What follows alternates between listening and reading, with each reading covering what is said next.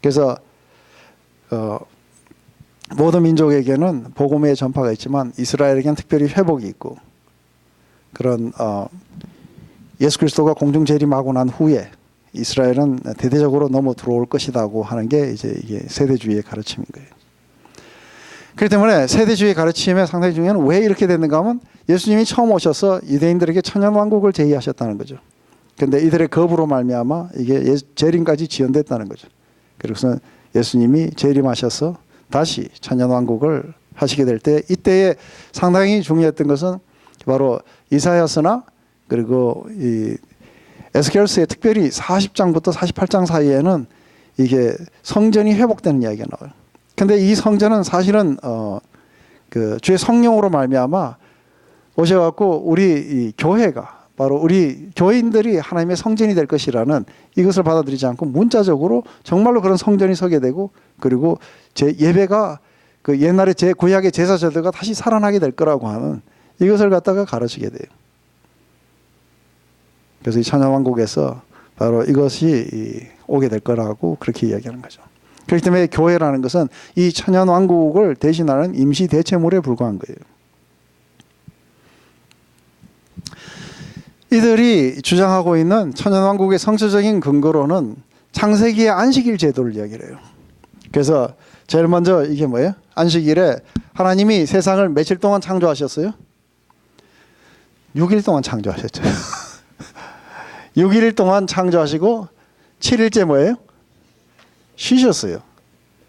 그래서 이게 이 하루를 갖다가 천년으로 보는 거예요. 그래서 그 이야기는 베드로후서에서 형제들아 우리 주께는 하루가 천년 같고 천년이 하루 같다는 이걸 해갖고 청년하기 때문에 우리 인간의 그러니까 역사가 얼마냐면 6천년이에요. 그리고 마지막 천년은 천년왕국인 거예요. 그래서 이걸 갖다가 나눌 때 구약이 얼마냐면 4천년인 거예요. 신약이 얼마예요? 2천년인 거예요. 그럼 나중에 예수님 오시고 나서 천년 해갖고 그래서 이게 안식일의 개념에 맞다는 거죠. 그래서 왜 1992년도에 10월 28일 날 이장래미가 온다고 믿었겠어요? 인간의 역사가 마지막 마치기 전에 7년 대환란이 있겠죠. 그죠? 그러면 이게 1999년 12월 며칠 되면은 맞춰요. 그죠? 그러면은 여기서 마이너스 7 하면 얼마예요? 1992년이죠. 근데 10월 28일 날 그렇게 한 거예요. 그래서 여기서 했을 때 1992년에는 예수님이 공중 재림하셔야 되는 거예요. 그래야 천년왕국이 일어나고 이게 6천년의 역사가 끝나고 이제 2000년부터 천년왕국이 시작되었고 3000년에 천년왕국이 끝나겠죠. 계산이 나오죠. 그죠? 이게 세대주의의 가르침 속에서 인간의 역사를 이렇게 보고 이렇게 온다고 믿었던 거예요. 그리고 그걸 굉장히 열렬히 믿었기 때문에 안 했었는데 이때에 이제 반으로 나눠가지고 3년 반 그 안에 복음의 전파 가능한 시간, 가능하지 않는 시간 3년 반 이렇게 반응할 때 이때에 그 안에서 순교할 각오를 하고 이때 복음을 전파하기 위해서 남는 자들이 있다는 거죠. 그 이장님은 자기가 남을 거라고 본 거죠.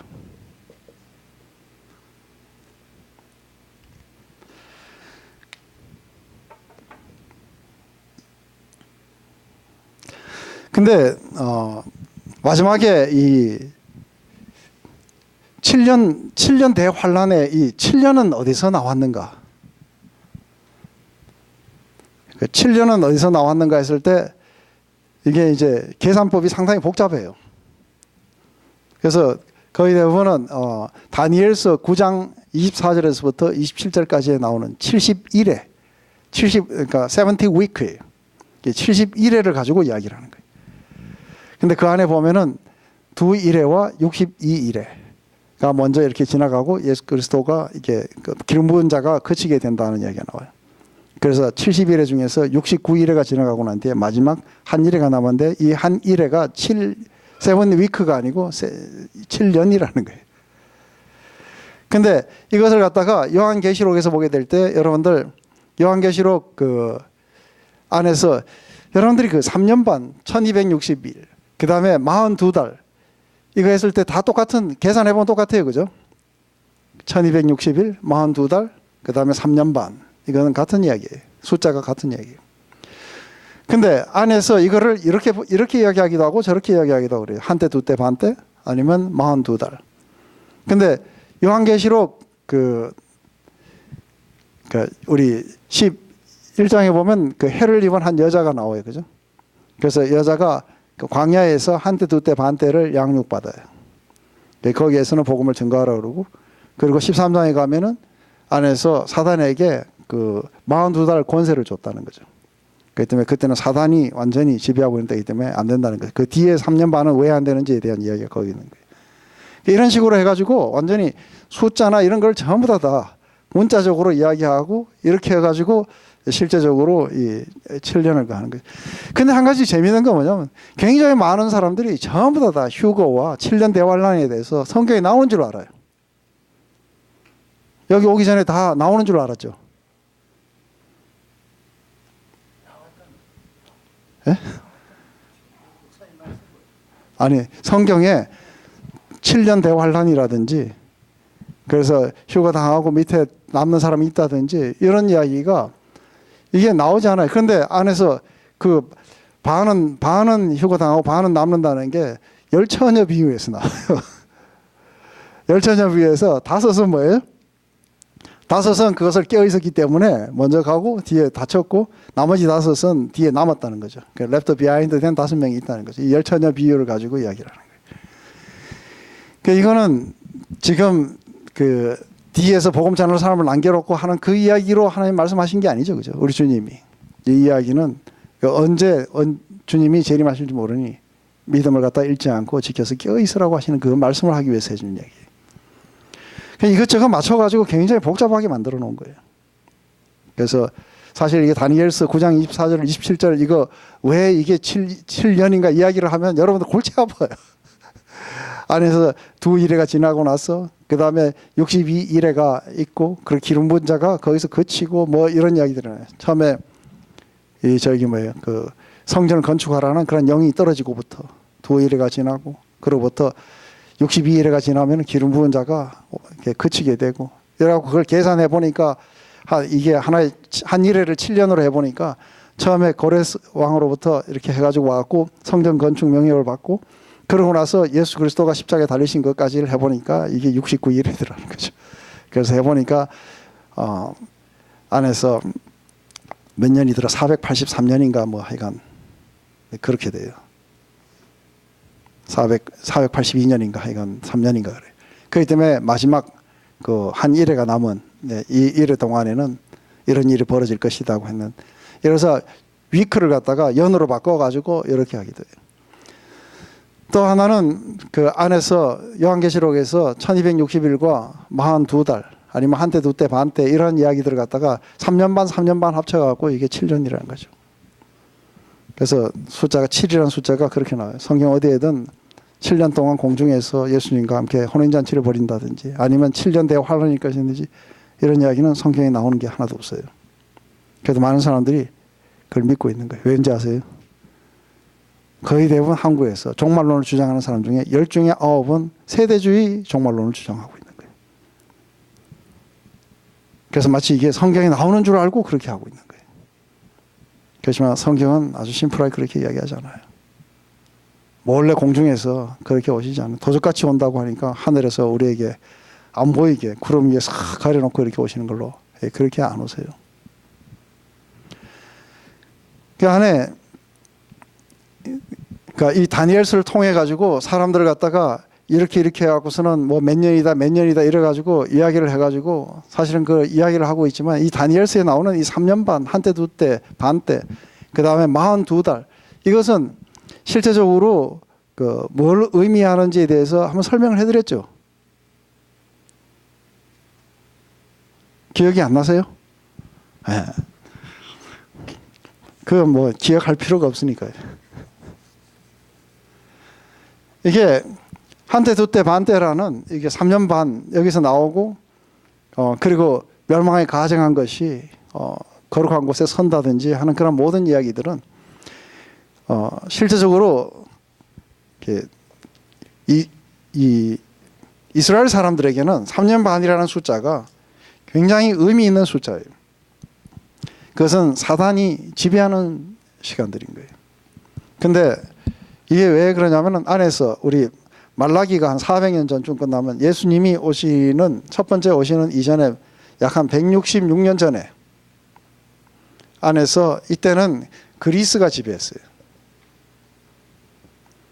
근데 이 그리스가 지배할 때 이 그리스가 전 세계를 다 먹은 거예요. 알렉산더 대왕 이야기 알죠?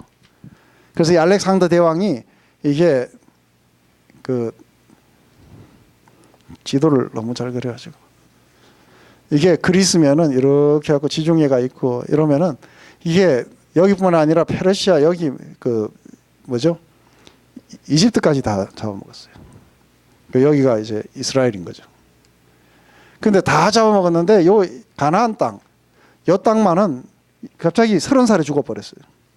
죽고 난 뒤에 이 광활했던 이 제국이 네 장수에 의해서 네 개로 분할돼요. 그래서 각각의 왕조가 생겨나요.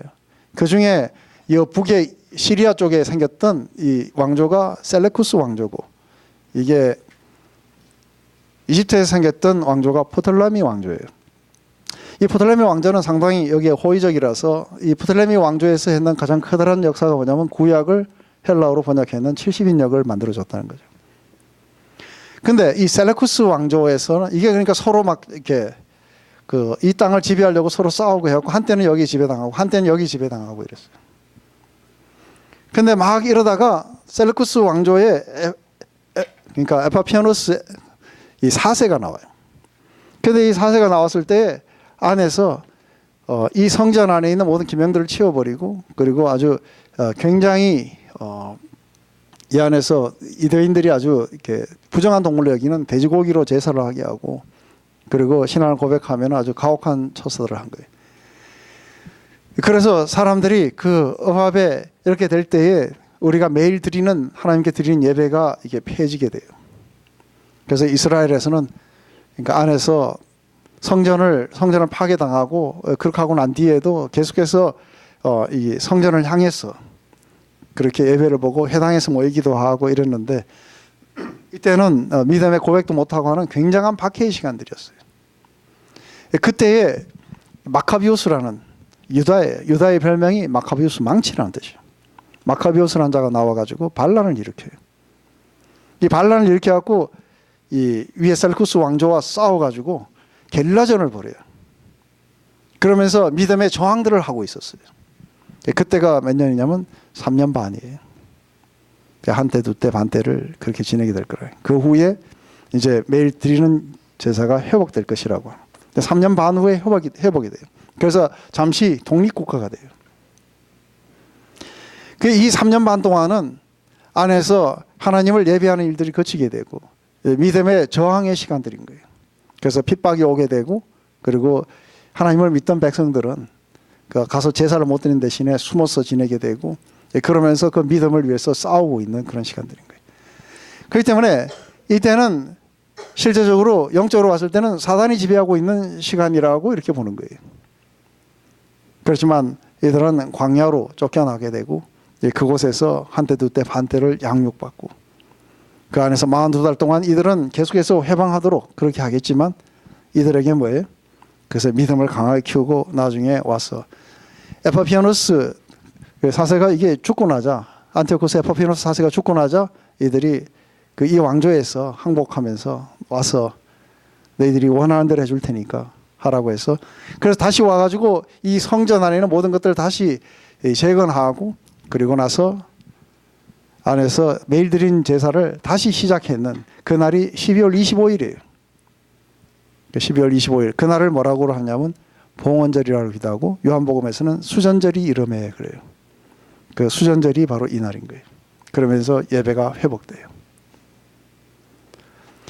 이 똑같은 일이 언제 일어나냐면 예수님이 그 안에서 마태복음 24장에, 그러니까 안에서 이때가 되면은 여자들은 빨리 산으로 피하고 집안에 물건을 가지러 돌이키지 말고 하는 그 이야기는 마지막 때 이야기가 아니고 이 뒤에 오게 되는 마치 안티오쿠스 에파피누스가 당했던 그에게 당했던 그것처럼 또다시 그런 게 온다고 하는 걸 갖다가 예언하는 거예요. 이 성전에 돌 위에 돌 하나가 남지 않겠다는. 그들이 종용이 뭐지? 언제 이런 일이라며 세상 마지막 때에는 뭐가 일어납니까? 그래서 이 두 개가 겹쳐 나오는 거예요. 왜냐하면 이 모든 것들은 다 비슷비슷한 내용들을 담고 있기 때문에 그래요. 근데 이건 실제로 언제 일어나냐면 AD 70년에 일어나요. AD 70년에 로마의 디도 장군에 의해서 이들이 반란을 일으키자 디도 장군이 와가지고 이 성전을 전부 다 없애버리고 거기다가 제후상을 놓게 되고 똑같은 일이 또 벌어져요. 그리고 유대인들은 그 땅에서 이제는 살 수가 없는 거예요. 그래서 이들은 전부 다 쫓겨나게 돼요. 디아스포라가 되는 거죠. 그러고 나서 1945년에 다시 그 땅으로 돌아가게 돼요. 그렇기 때문에 사실은 거의 한 1800 몇십 년 동안 이 땅을 떠나 있다가 주인이라고 하니까 지금 저렇게 중동이 복잡하게 얽히는 거예요. 그 땅에 쭉 살던 사람들끼리 싸우는 게 아니라 영국을 도왔다는 이유로 영국이 여기에다가 주권 국가를 세워주겠다 해서 그렇게 된 거죠. 바로 이런 이야기들이 3년 반이라는 것은 유대인들에게 굉장히 중요한 기간인지 이해되시죠? 그것은 바로 자기들이 매일 드리는 그런 예배가 폐해지는 그런 때인 거예요. 그걸 갖다가 이 사도 요한이 여기에다 해갖고 한때 두때 반때 이게 다니엘서 7장에 나오는 이야기 그죠? 그래서 한때 두때 반때 아니면 1260일 아니면 42달 이 안에서 계속해서 우리의 믿음을 갖다가 없애기 위해서 무차별 공격당하는 그런 때. 그때 유다의 마카비우스가 그렇게 저항했듯이 우리도 믿음의 저항들을 하게 되고 지키게 되고 그리고 죽게 되고 순교하게 되고 하는 믿음 때문에 싸워야 되는 그런 기간들이 바로 이 기간인 거죠. 이 이야기를 갖다가 하고 있는 거죠. 근데 이걸 갖다가 안에서 이야기를 할 때에 앞에 나오는 1260일과 뒤에 42달이 이게 다른 걸로 해가지고 그래서 3년 반과 또 뒤에 3년 반 이것은 다르다든지 그래서 여자가 광야에서 한때 때 반때 양육 받는 것 이런 것들을 가지고 앞에 3년은 이렇게 될 것이고 뒤에 3년은 그들에게 성전 청약하는데 뭐예요? 성전 청약을 할 때 이방인의 뜰 바깥 뜰은 그 이방인의 주라고 그래서 그들이 마음껏 짓밟도록 42달 동안 일할 권세를 받았더라고. 이런 이야기들을 전부 그렇게 소개했던 것이죠. 그렇기 때문에 이러한 이것이 바로 세대주의의 그 마지막 종말론이에요. 그리고 굉장히 많은 사람들이 실제적으로 이거를 믿고 있어요. 이러한 신학을 갖다가 발전시킨 사람은 그러니까 존 넬슨 다비라고 하는 사람이 1800년에서 1882년도까지 살았던 사람이에요. 이 사람에 의해서 나왔고 굉장히 배타적인 형제교회나 또 아니면 지방교회 오치만니가 오치만니를 따르는 그 지방교회 아세요? 그 지방교회라든지 구원파 같은 곳에 영향을 미치게 되는 거죠. 그뿐 아니라 성결교회, 침례교회, 수목원교회도 영향을 미쳤어요. 그래서 지금 성결교회나 이런 데서 우리의 이런 종말론이 이게 바뀌어야 된다 해가지고 이제 성결교회 학자들이 일어나고 우리가 믿고 있는 이 마지막 종말론은 세대주의 종말론이다 해가지고 하기도 하고 그러죠. 그렇기 때문에 이 한국교회에서는 이 세대주의가 이 초기 선교사들에 의해서 번역되었고 출판되었고 이래가지고 한국교회에서는 그것에 대해서 별 이렇게 의심 없이 이렇게 받아들였었어요. 그래서 여러분들이 잘 아는 길선주, 이명직, 김영조 목사 이런 사람들이 전부 다 세대주의의 영향을 받은 그런 목사들이에요. 세대주의 교회의 정말로는 상당히 많은 것들을 문자적으로 해석한다는 거예요. 그래서 절대로 이 요한계시록을 여기 나오는 지금까지 우리가 공부했던 걸 보면 전부 상징이죠. 상징이 아닌 게 하나도 없었던 거예요. 그리고 거의 전부 이 상징을 어디서 빌려와요? 네, 구약에서 빌려와요. 그렇기 때문에 구약을 잘 모르는 사람들은 이 상징이 어디서 새로 생긴 줄 알지만 전부 다 지금까지 봤지만 다 거기서 오는 거예요.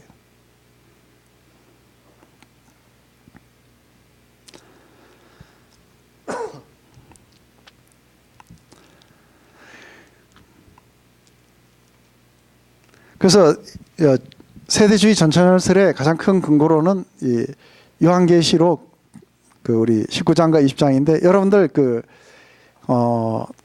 14만 4천 명이 구원받은 14만 4천 명을 갖다가 이야기할 때 그 안에서 그 히브리의 개념 속에서는 항상 이래요.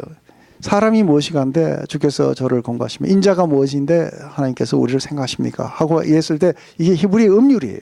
똑같은 이야기예요. 인자, 사람. 우리를 권고하십니까? 우리를 생각하십니까? 똑같은 이야기. 그런데 히브리 음률 속에서는 이걸 두 번 말하게 돼 있는 거죠. 그죠? 근데 안에서 이런 이야기들이 이렇게 나오게 될 때 이걸 갖다가 전부 문자로 해갖고 앞에 인자와 뒤에 사람이 틀리다고 이야기한다든지 하게 되면 사실은 히브리의 그런 문학을 갖다가 이해하지 못하기 때문에 오는 그런 무식의 소치라고 보는 것이죠.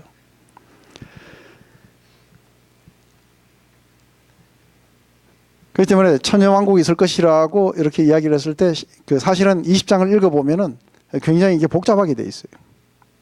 그래서 제가 이 세대주의 전천연설이나 이 복잡한 종말론은 사실은 요한 책임이라고 제가 이야기했어요. 너무 복잡하게 하고 후대 사람들이. 그렇지만 한 가지 이 책이 누구에게 쓰여졌는지는 이해하시죠? 이 책은 오늘날 우리에게 위해서 쓰여진 게 아닌 거예요. 누구를 위해서 쓴 거예요? 제일 먼저 소아시아 7교회를 위해서 쓴 거예요. 핍박받는 교회.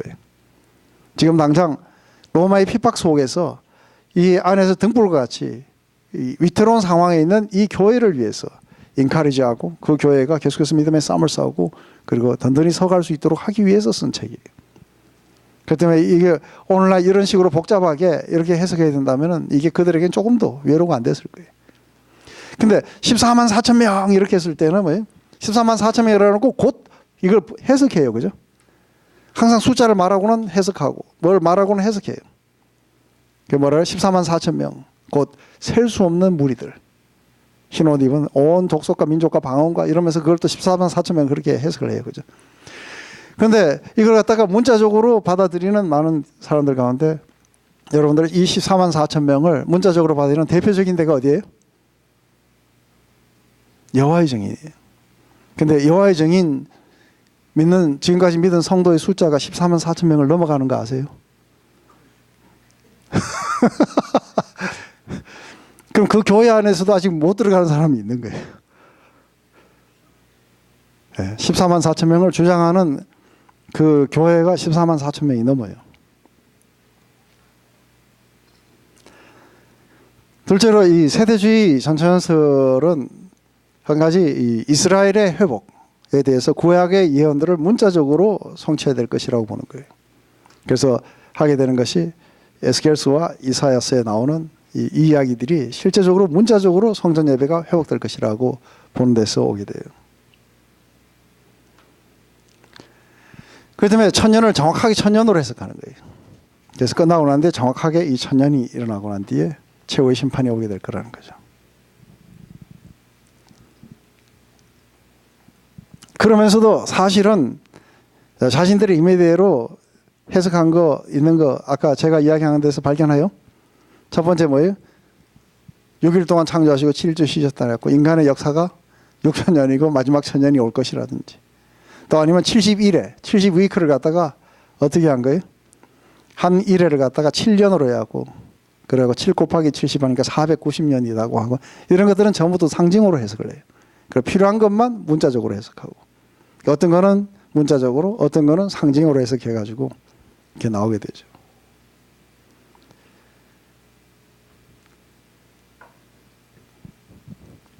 그렇기 때문에 이스라엘 회복을 문자적으로 봤기 때문에 그 대아랍 정책에 있어 가지고 상당히 이스라엘이 절대로 없어지면 안 되는 거예요. 왜냐하면 이스라엘이 마지막에 회복돼야 끝나기 때문에.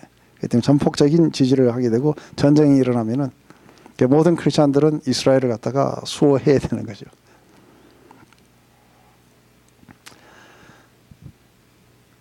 이게 이사야서 65장 20절, 25절 그리고 에스겔서 40장에서 48장 사이를 문자적으로 해갖고 예루살렘 성전이 재건되고 구약의 제사식과 주약의 절기들이 모두 회복되어야 된다. 이걸 이렇게 됨으로 말미암아 예수님의 영원한 십자가의 대속으로 구약의 절기와 제사식이 폐해지고 이렇게 됐다는 것을 갖다가 이 히브리스의 이야기들이 다 부정돼요, 그죠? 그것은 하나의 그림자에 불과했고 그런 모든 것들은 실체는 그리스도 안에서 성취됐다고 하는 이야기들을 부정하게 돼요. 그리고 넷째로 예수님의 재림을 2번 한다고 해석하죠, 그죠? 대환란 이전에 공중 재림하고 천년왕국 통치 이전에 한 번 재림하고 그리고 그 뒤에 마지막 천년이 타고 난 뒤에 또다시 재림한다고 하는 거죠. 성경 어디에도 예수님이 두 번 재림하신다는 그런 이야기는 없어요. 너희들은 하나님의 나라와 천국이 서로 또 다르다고 주장해요. 그렇지만 안에서 예수님이 하신 말씀 속에서 보면 이게 동의어로 사용하세요. 굉장히 이렇게 말씀하시면서 이렇게 말씀하세요. 그 중에 우리 여기에 보면은 마태복음 19장에 이렇게 예수께서 제자들에게 이르시되 내가 진실로 너희에게 이르노니 부자는 천국에 들어가기가 어려우니라 하고 이때는 천국을 사용하세요. 다시 너에게 말하니 약대가 바늘기에 들어가는 것이 부자가 하나님 나라에 들어가는 것보다 더 쉬우니라. 그러면서 부자가 천국에 들어가고 또 부자가 하나님 나라에 들어가는 것 이렇게 이야기하고 천국이나 하나님 나라나 같은 이야기로 지금 쓰고 있어요. 그런데 이게 다르다고 주장하는 거죠.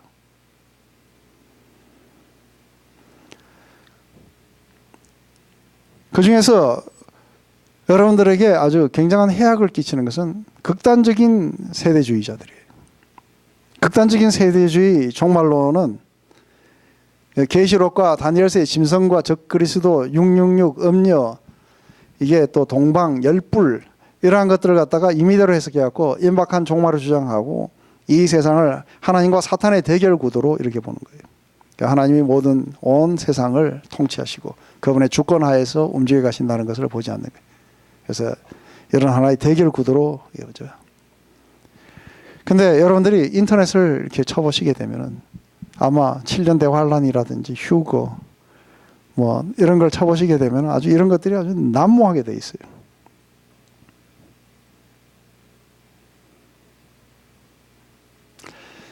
여기 바로 우리 함께 같이 이야기를 나누고자 했던 바로 이러한 것들이에요. 이 뒤에 보면 곡과 마곡의 이야기가 나와요. 곡과 마곡도 여러분들이 잘 모르기 때문에 이것도 여러분들 곡과 마곡이 제일 먼저 나오는 건 창세기에 나와요. 창세기 우리 몇 장에 나오냐면은 창세기 10장 2절에 야벳의 자손으로 나타나요. 마곡이라는. 근데 에스겔서 우리 38장 2절에 보면은 에스겔서 38장과 39절은 이 곡과 마곡에 대한 하나님의 이 심판에 대해서 나와요.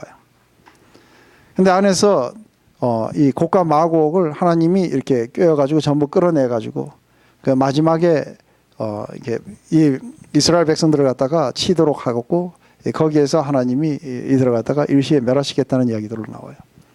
그렇게 해서 이 하나님의 심판을 통해서 하나님의 거룩하심을 갖다가 온 땅에 이렇게 드러내겠다고 했을 때에 이 곡과 마곡은 바로 이 하나님의 백성을 갖다가 대적하는 많은 사람들을 대표하는 거예요. 그렇기 때문에 우리 성경 안에서는 마지막에 우리가 배교하는 일이 있을 것이라든지 이거에 대해서는 사도 바울도 그걸 해요. 그러니까 마지막에 그런 치열한 영적 전쟁을 이야기하는 거죠. 그래서 많은 사람들이 믿음에서 떠나고 사랑이 식고 이런 일들이 벌어지게 될 거라고. 그렇지만 주님이 오셔서 일시에 이 모든 것들을 종료하시고 그리고 세상의 모든 그 구원의 역사가 그렇게 종료된다고 이렇게 이야기하는 것이죠. 그게 바로 이러한 것들을 가지고 그러니까 다르게 해석을 한다든지 곡과 마곡이 있고 동방에서부터 사람을 모으고 어떻게 하고 이렇게 하고서는 오늘날에 여기에 적용을 해버리면 이 곡과 마곡을 이야기했을 때에 이때 당시에 요한이 사용했을 때는 거의 대부분의 사람들은 바로 이 에스겔서 38장을 생각을 했을 거라고 봐요. 그렇기 때문에 오늘날에 각 세대들은 이런 것들을 각 세대에 나타나는 것들로 적용하기를 원해요. 그래서 이게 히틀러가 아닐까 뭐가 아닐까 하고 이야기를 하지만 그게 그렇게 써졌을 리가 없는 거예요. 각 세대들은 다만 하나의 원리를 가지고 있는 거예요. 그래서 중요한 것은 뭐예요? 하나님이 온 세상을 끝맺을 날이 오게 될 거라는 거예요. 역사의 마지막 시점이 오게 될 거라는 거예요.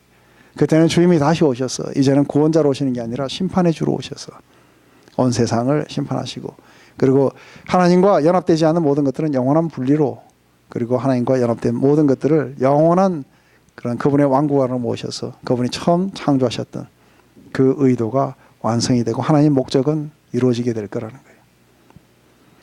바로 그 일을 위해서 우리 인간들이 하는 게 아니라 하나님의 경륜 속에서 나오기 때문에 이런 모든 것들을 우리가 이해할 수 없는 그런 영역 속에서 일어나기 때문에 바로 모든 것들이 그분으로 말미암아 시작이 되고 그분으로 말미암아 일어났고 그리고 모든 것들이 그분을 위해서 돌아가게 돼 있는 거예요. 그렇기 때문에 그분만이 영광을 받을지어다.